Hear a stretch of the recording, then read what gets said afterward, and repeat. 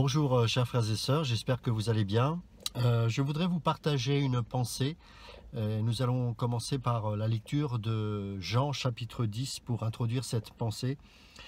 Alors je vais vous lire à partir du verset, on va prendre à partir du verset 22. Donc Jean chapitre 10 à partir du verset 22. On célébrait à Jérusalem la fête de la dédicace, c'était l'hiver. Et Jésus se promenait dans le temple sous le portique de Salomon.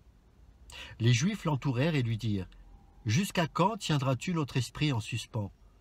Si tu es le Christ, dis-le-nous franchement. » Jésus leur répondit : « Je vous l'ai dit, et vous ne me croyez pas. Les œuvres que je fais au nom de mon Père rendent témoignage de moi. Mais vous ne croyez pas parce que vous n'êtes pas de mes brebis. Mes brebis entendent ma voix, je les connais et elles me suivent. Je leur donne la vie éternelle et elles ne périront jamais, et personne ne les ravira de ma main. Mon Père qui me les a donnés est plus grand que tous, et personne ne peut les ravir de la main de mon Père. Moi et le Père, nous sommes un. » Alors les Juifs prirent de nouveau des pierres pour le lapider.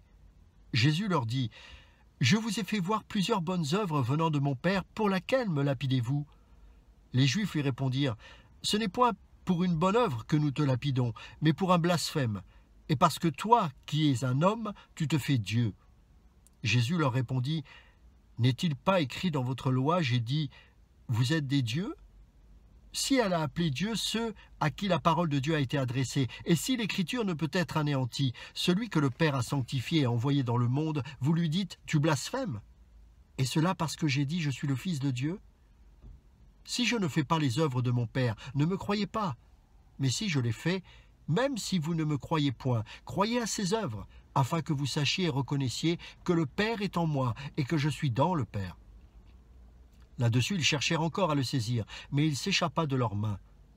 Jésus s'en alla de nouveau au-delà du Jourdain, dans le lieu où Jean avait d'abord baptisé. Et il y demeura. Beaucoup de gens vinrent à lui, et ils disaient : « Jean n'a fait aucun miracle, mais tout ce que Jean a dit de cet homme était vrai. » Et dans ce lieu-là, plusieurs crurent en lui.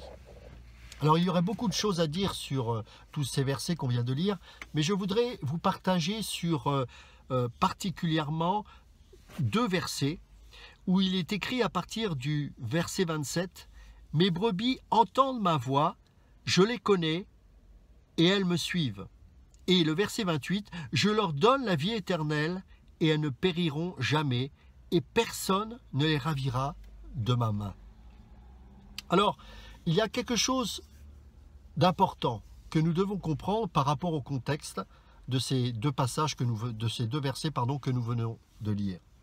Tout d'abord, il est parlé des brebis. Des brebis qui entendent leur berger, qui reconnaissent leur voix.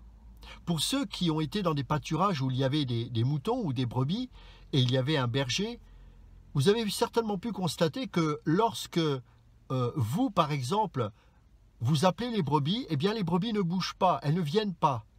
Mais lorsque le berger siffle, les appelle, eh bien les brebis reconnaissent automatiquement la voix de leur berger et ces brebis-là suivent ce berger.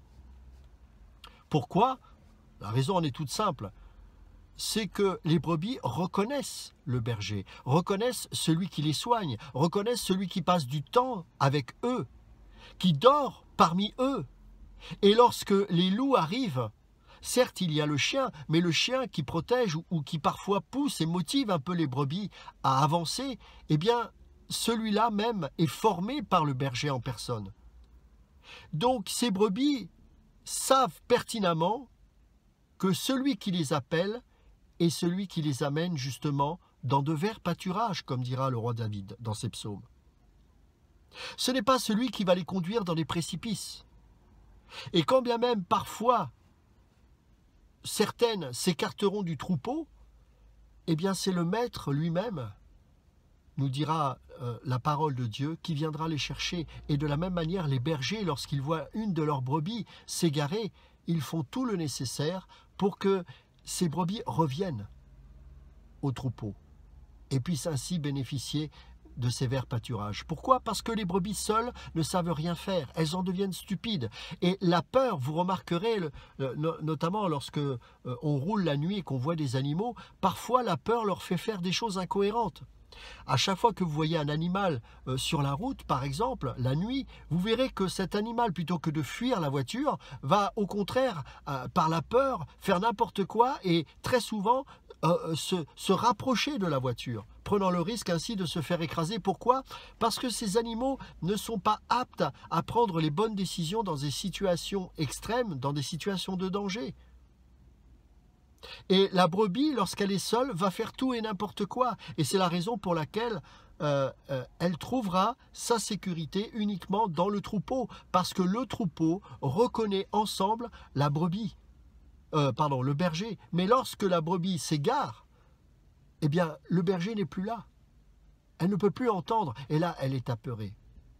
Vous savez, les frères et sœurs en Christ, souvent ont la prétention de croire que seuls ils peuvent s'en sortir, sous prétexte qu'ils ont le berger. C'est totalement faux. Pour une simple et bonne raison, c'est que le berger, nous savons que c'est Jésus, parle individuellement, bien évidemment, puisque nous sommes le temple du Saint-Esprit, et qu'en cela, parce que nous avons l'Esprit en nous, nous sommes aptes à discerner et entendre la voix de Dieu. Mais nous trouvons une cohérence parmi les autres frères et sœurs qui sont avec nous. Le corps, qui n'est autre que l'expression physique de Christ, puisque Jésus est la tête, mais son corps, c'est l'Église. Bien sûr que nous pouvons l'entendre seul dans notre chambre, bien sûr. Et le Maître lui-même, Jésus, nous encourage à vivre cette communion avec lui. Mais ne croyons pas que cela nous suffit.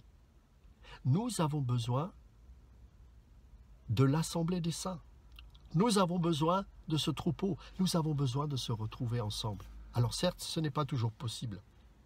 Mais vous remarquerez que dans l'Église persécutée, alors que l'État parfois est amené à prendre des décisions terribles que de fermer des églises, mais l'Église continue. Certes, ce ne c'est peut-être plus dans un bâtiment, mais c'est dans une maison, dans un parc, je ne sais où. Mais les frères et sœurs aspirent toujours, et cela d'autant plus que la persécution s'intensifie, à se retrouver ensemble pour louer le Seigneur. Pourquoi? Parce que Dieu nous a donné cette famille, qui est bien plus importante que notre famille dans la chair.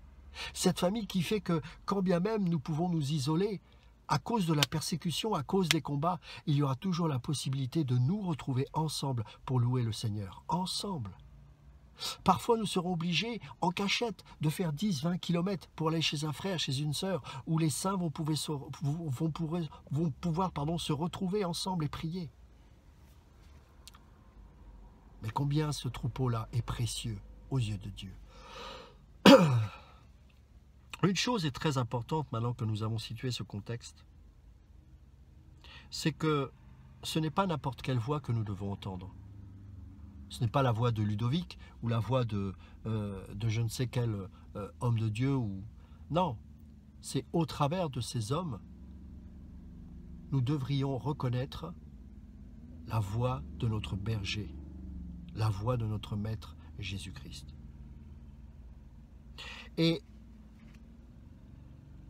dans cette voix, il y a quelque chose qui est important à entendre.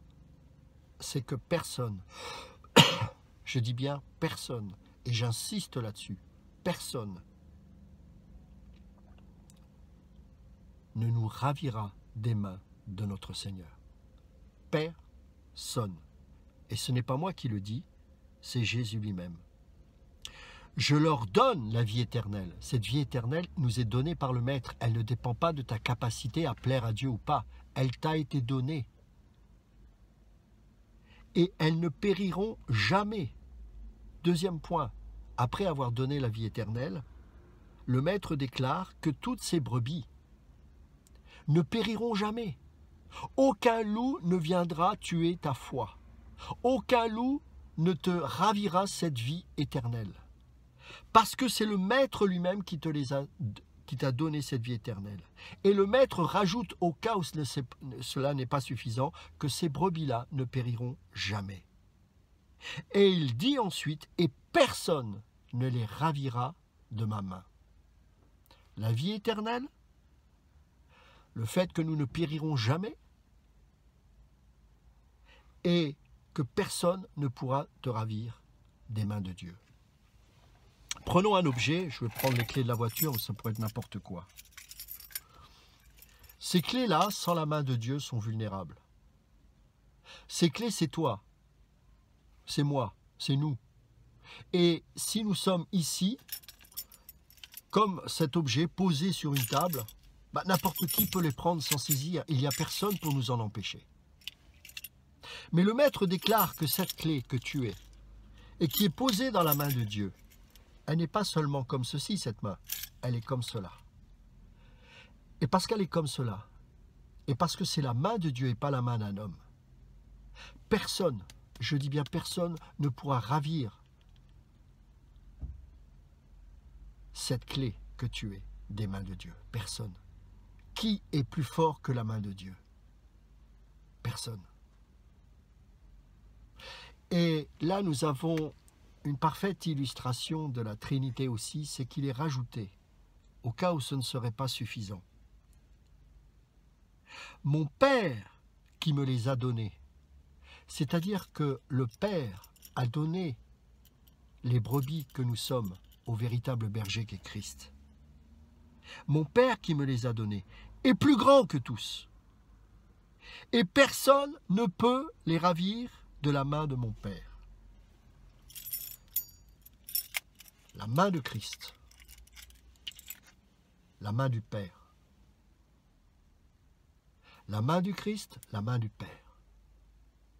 Paul déclare dans l'Épître aux Colossiens qu'à votre vie est cachée avec Christ en Dieu. Je répète, dans Colossiens, l'apôtre Paul dira que votre vie est cachée avec Christ en Dieu. C'est-à-dire que lorsque l'ennemi vous regarde, il ne peut voir que la main du Père. Parce que vous n'êtes plus exposé au monde. Vous êtes caché en Christ par la puissante main de Dieu. Et c'est la raison pour laquelle personne, je dis bien personne, ne pourra vous ravir des mains de Dieu. Ce n'est pas possible. Et regardez ce qu'il est dit dans le livre aux Éphésiens, au chapitre 1.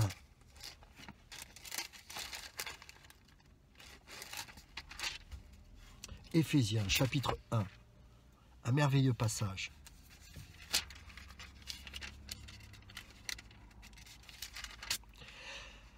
Béni soit le Dieu et Père de notre Seigneur Jésus-Christ, verset 3, qui nous a bénis de toute bénédiction spirituelle dans les lieux célestes en Christ. En lui, Dieu nous a élus avant la fondation du monde, c'est-à-dire qu'avant même que tu naisses, il avait déjà porté son regard de grâce sur ta vie. C'est pour ça que tu n'as pas à avoir peur du temps et des circonstances, car Dieu t'avait choisi. Pour que nous soyons saints et irréprochables devant lui, il nous a prédestinés dans son amour à être ses enfants d'adoption par Jésus-Christ, selon le bon plaisir de sa volonté, pour célébrer la gloire de sa grâce dont il nous a favorisés dans le bien-aimé. En lui, nous avons la rédemption par son sang, le pardon des péchés selon la richesse de sa grâce, que Dieu a répandu abondamment sur nous par toute espèce de sagesse et d'intelligence. Il nous a fait connaître le mystère de sa volonté selon le bienveillant dessein qu'il avait formé en lui-même, pour le mettre à exécution lorsque les temps seraient accomplis, de réunir toutes choses en Christ, celles qui sont dans les cieux et celles qui sont sur la terre. En lui, nous sommes aussi devenus héritiers, ayant été prédestinés, suivant le plan de celui qui opère toutes choses d'après le conseil de sa volonté, afin que nous servions à célébrer sa gloire, nous qui d'avance avons espéré en Christ. En lui, vous aussi, après avoir entendu la parole de la vérité, l'évangile de votre salut, en lui, vous avez cru et vous avez été scellés du Saint-Esprit qui avait été promis, lequel est un gage de notre héritage pour la rédemption de ceux que Dieu s'est acquis pour célébrer sa gloire. Pas une seule fois, il y a la part de l'homme là-dedans. Et l'expression la plus souvent répétée dans tout ce que je vous ai lu là, c'est « en lui ». En lui, vous avez cru et vous avez été scellés du Saint-Esprit qui vous a été promis. Jésus Personne ne les ravira de ma main, les véritables brebis, ceux qui reconnaissent la voix, pas parce qu'ils sont aptes, mais parce que Dieu savait à l'avance. Vous avez été choisis. Et le Père vous tient entre ses mains. Et vous avez été scellés du Saint-Esprit. Vous, moi, Christ, le Père, scellé à tout jamais, je dis bien à tout jamais, par le Saint-Esprit. Que Dieu vous bénisse, que cette assurance de votre salut se développe de plus en plus, afin que vous puissiez marcher de plus en plus dans la sanctification. La sanctification est le fruit de votre foi, et le fruit de ce que je vous montre ici, d'une manière certes maladroite, mais qui j'espère vous fait comprendre que le salut ne s'obtient pas par la sanctification, mais par la grâce de Dieu, par le moyen de la foi, selon Éphésiens chapitre 2, versets 8 à 10. Et que parce que vous allez prendre conscience de cette sécurité éternelle, alors la sanctification se manifestera, non pas par crainte de perdre votre salut ou de mourir en enfer, mais comme un acte d'adoration pour ce merveilleux salut qui vous a été offert par la grâce de Dieu, selon comme on vient de lire tout à l'heure, la volonté de Dieu et le simple plaisir de sa grâce. Que Dieu vous bénisse.